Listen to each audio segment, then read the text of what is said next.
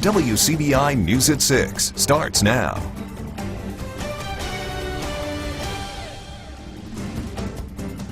Good evening, everyone. The cleanup from Saturday night's EF2 tornado in Hamilton is underway. The tornado killed 1 and injured 17. It damaged 130 homes, 14 apartments, 2 businesses, and 3 public buildings. Folks there are calling it a war zone.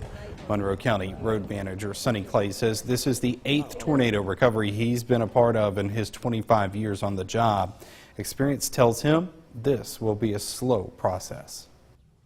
Still working on that today. Don't know whether we'll have to pick it up to county forces or whether we'll be able to contract it out and get it picked up. But regardless, it's going to be several weeks before anybody sees any debris removal on the sides of the road. So we want people to know that, hey, you're just going to bear with us. We're going to try to get it done without having to expend county funds on it. But regardless of which way it's paid for, it'll be several weeks before anything is started to pick up.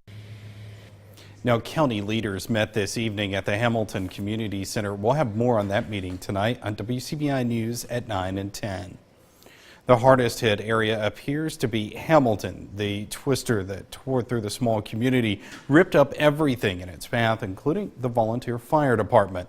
That's where we find our Jory Talley live with more. That's right, Joey. I'm standing in front of what used to be the Hamilton Volunteer Fire Department. As you can see behind me, there's no longer a roof over the building, nor all 4 walls are standing.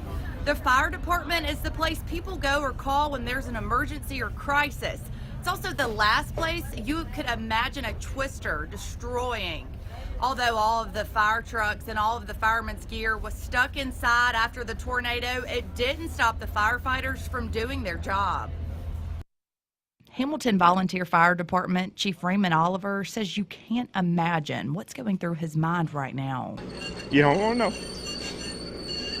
He's been the chief here since the early 80s and took on the position not long after this building was built in the late 70s. When Oliver and other volunteers pulled up to the fire station 15 minutes after the twister came through, they weren't prepared for the sight that greeted them. It was definitely a shock when, our first response when we get the call of something like that is to get here and get equipment to go help people. And we got here and the roof was collapsed on top of all our trucks and we couldn't do anything. We really didn't know what to do once we pull up, and to get our vehicles to go do what we need to do, there's nothing here. So very, very emotional.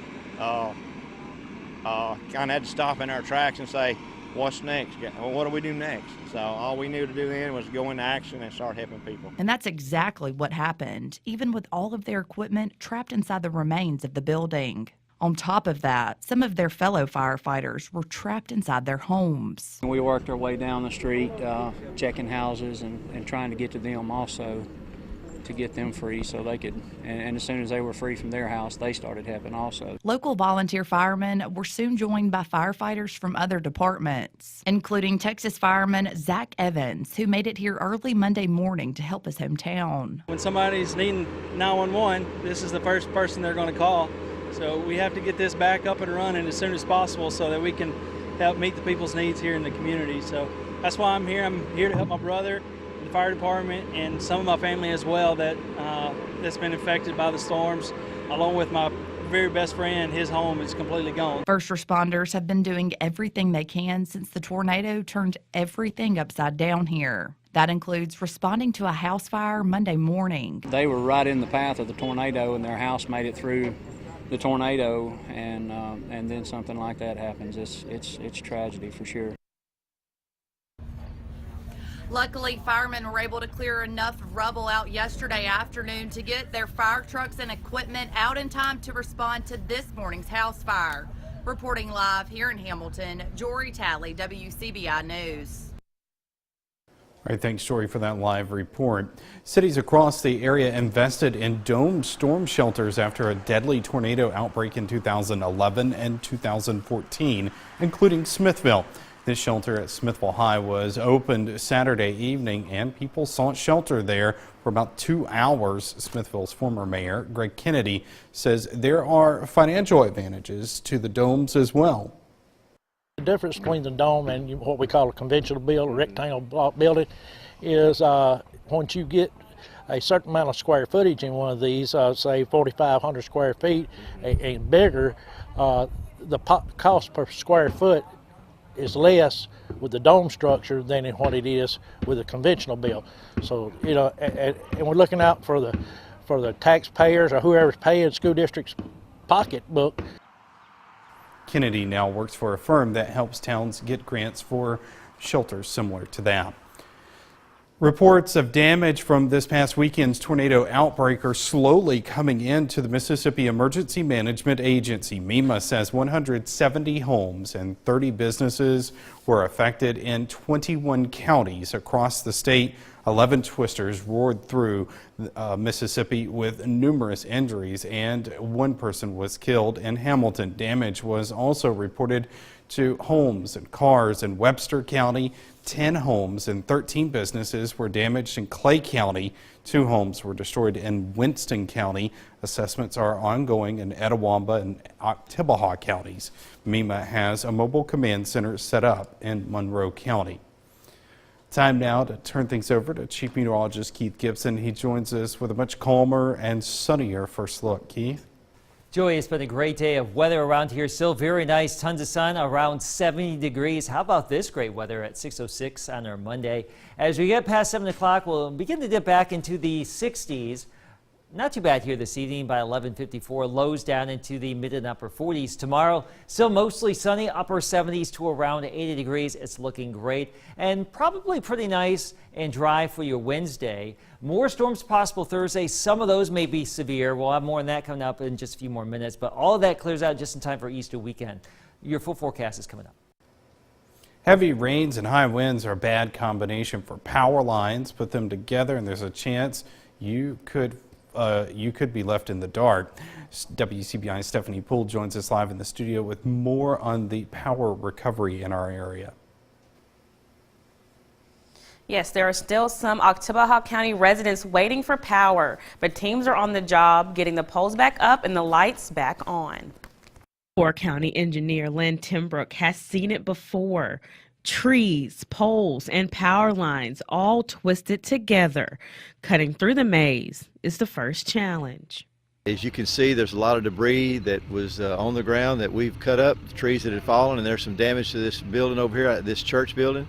And so we're in here setting a new pole and picking up the wire that we can put back up on the top of the pole so we can re-energize it and get them serviced. The location of Craig Springs makes this rebuild particularly tricky because service lines are so spread out. We try to get the most customers back on as fast as we can.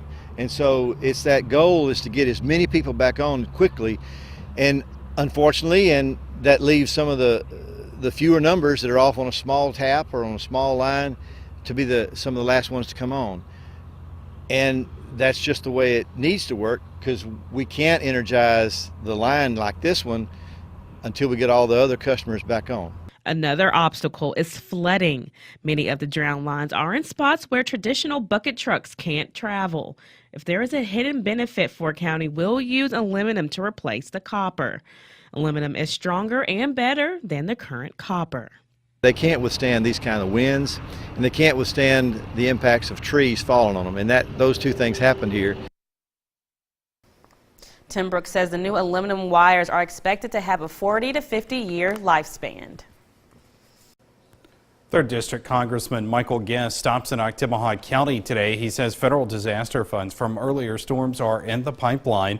But now the process happens again. Guest says MEMA will assess damage caused by Saturday's severe weather. They'll look at property damage along with flooding.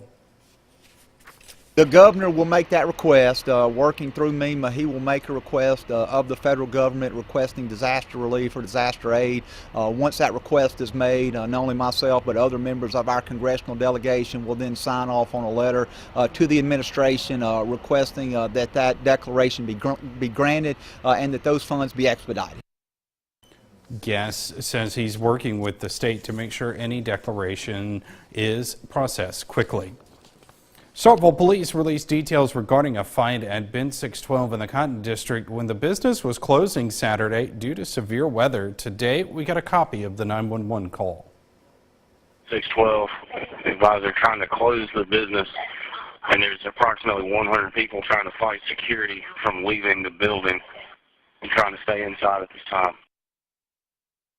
Police also released video from a public safety camera at the intersection of University Drive and Maxwell Street. When police got to the business, an officer saw a fight underway and intervened. Officers say a man involved in that fight was pepper sprayed.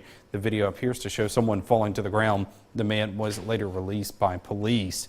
Ben 612 released a statement about closing due to severe weather, saying in part due to the safety concerns, security personnel at 5 Cotton District area restaurants, including Ben 612, made the decision together to close at the same time before the potential tornado was to touch down in the immediate area, in an effort to give patrons time to leave and find a safe place. Now, to read this full statement, you can go to our website, WCBI.com. As cleanup begins in Monroe County, debris removal is getting into gear in Columbus. We get an update when we come back.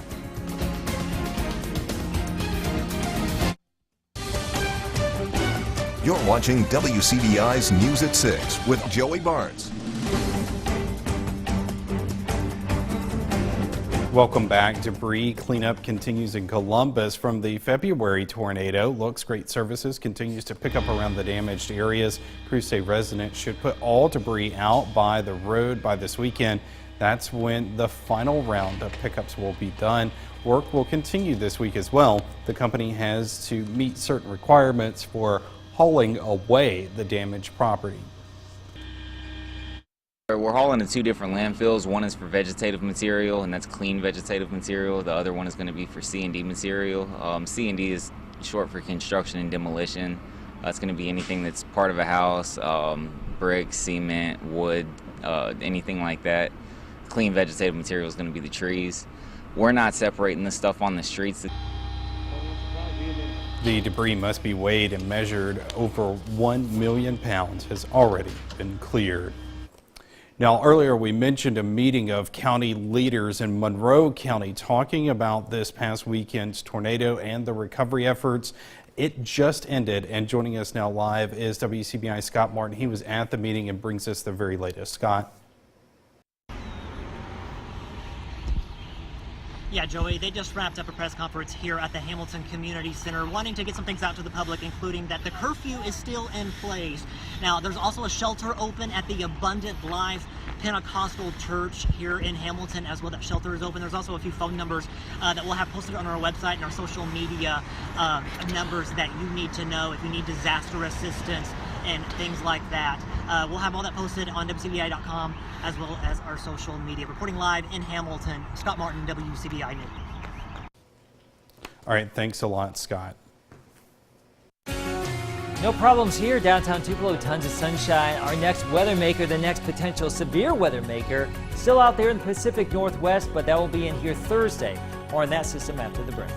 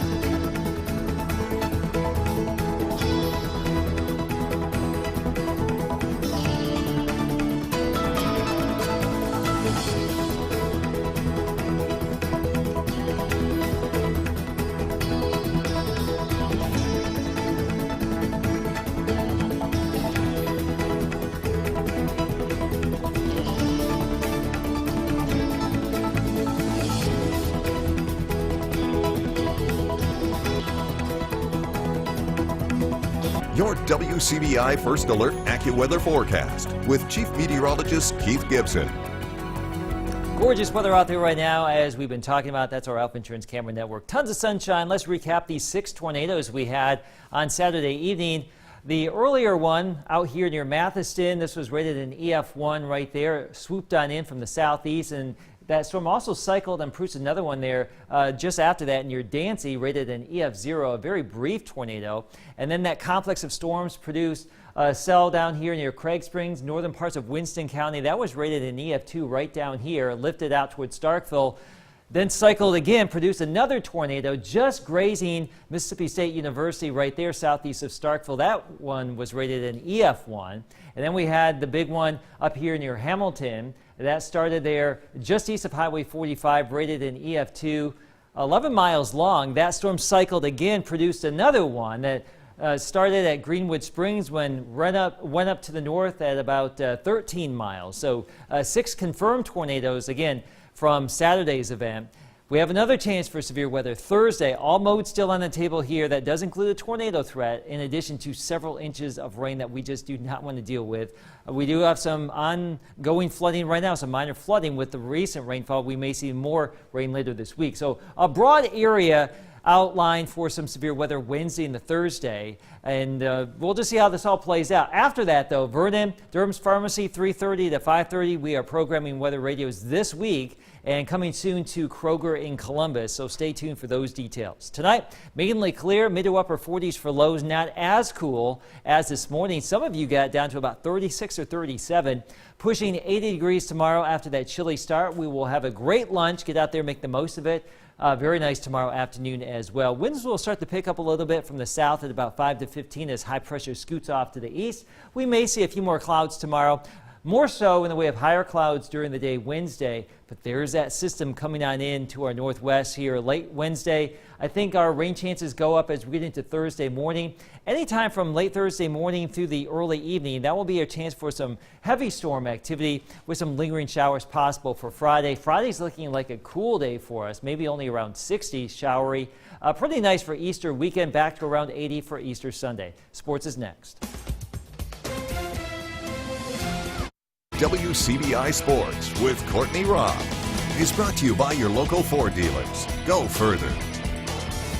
Well, the conclusion of this weekend officially marks the halfway point for the SEC baseball season. Just a quick recap. Mississippi State got their first SEC sweep of the season. A 13-3 victory from Sunday's game sealed the clean weekend for the Diamond Dogs, whereas Ole Miss dropped its home series to Kentucky 2-1 in Sunday's doubleheader. It's unfortunate for the Rebels considering that Kentucky only has 4 conference wins now, 2 of those coming from Ole Miss, but it ended up benefiting Mississippi State. As of yesterday, for the halfway mark, here's a look at the SEC standings. Mississippi State sits first in the West with a 10-5 conference record and a 31-6 overall record. Meanwhile, Texas A&M, Arkansas, Ole Miss, and LSU all in the same boat with roughly 9-6 records, saying roughly due to the one tie game that the Aggies have. The Bulldogs are now tied for first in the SEC and look ahead to the second half of the regular season. It was a good first half, but nobody's going to remember first half if you don't have a good second half. So we're going to come out, big sweep this weekend, and play Texas Southern and play them hard, hopefully beat them and have some momentum going to Arkansas this weekend or next weekend. We want to win every game we go out there and play, and I think those guys know that. I mean, everybody in the dugout, we're getting after it every day, and we're going to go out there and compete every day and give it our best. The LSU series weren't great, so I think those 2 games, but everywhere else we've been pretty good. And I think when you see what Tennessee did this weekend, I thought we were pretty good at Tennessee also, the way we swung it against some really good arms. So we've been pretty consistent. We had 2 down games there at LSU that we weren't happy with, but for the most part, our offense has come and produced. In D1 Baseball's most recent top 25 poll, Mississippi State jumps 3 spots to number 3, and Ole Miss drops down to number 15 following that weekend loss. Louisville High School has another one of its students headed to the next level. Shamar Eland, a 3-sport athlete for the Wildcats, is continuing on with Holmes Community College, joining the Bulldogs. In his career as a Power Cat, Shamar has played 67 games, has a .294 batting average, 47 total runs, and 37 RBIs. He also has a home run on the season. Shamar saying that he's appreciative for the opportunity and looking forward to improving his game. Man, I feel good. I feel real good about the opportunity Holmes gave me, and I'm make the best out of it. Best part, I mean, my hitting wise and my speed, and I just need to work on going to like field ground balls, like attacking more on it. Shamar's come out, and since I know he was in junior high, he's come out and worked hard. He's really put in the time, and that's what it takes, to get to the next level of playing college ball. And speaking of moving on up, ICC sophomore Cortavius Ivy signed to continue his football career. The defensive lineman is headed to East Central University. The Amory native is grateful for the opportunity. It feels really good to be able to, continue your education and to be able to play at that next level, because, don't too many kids really get that opportunity. And I'm really blessed to have had that opportunity to further my football career and education career as well. That's it for sports. The last look at your hopefully a little bit better weather is coming up after the break. Stick with us.